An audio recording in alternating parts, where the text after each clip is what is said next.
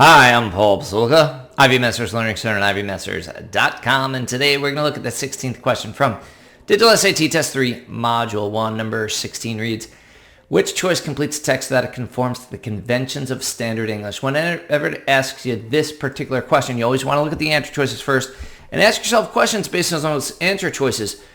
Answer choice B, as soon as you see the colon, you want to say, do I have an independent clause before? If there's no independent clause before, do not choose. It doesn't matter if there's a list after. It needs to be an independent clause before.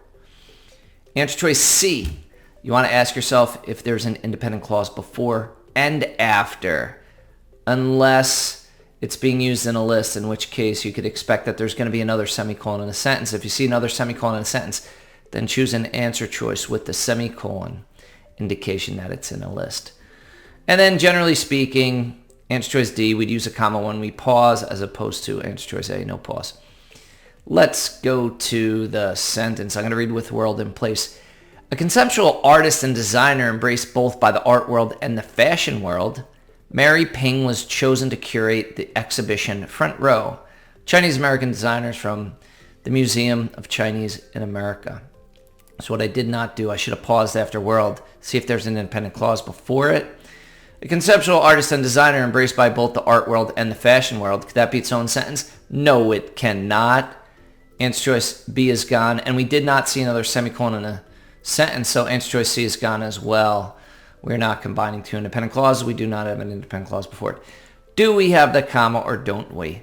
Well, this type of construction is the same type of construction that we saw on a sentence on the question prior to this, number 15.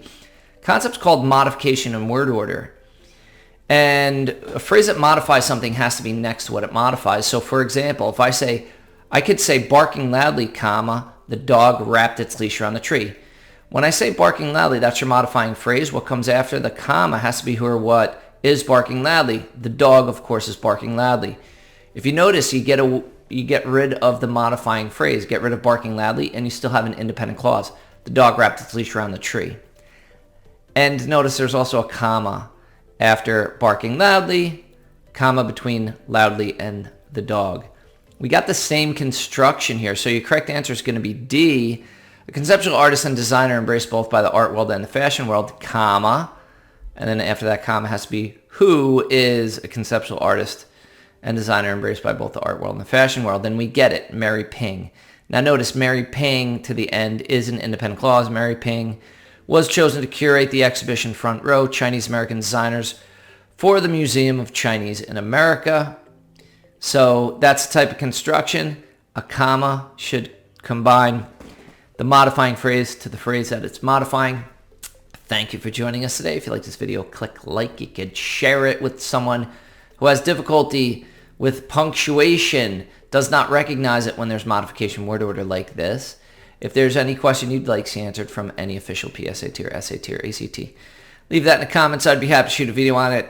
Click subscribe so you don't miss anything. Hit that bell button and check out our 1-minute video. If you go to YouTube, Ivy Masters Learning Center, go to the playlist, and then you're going to see the short videos just below these longer videos. Just find your test and module number.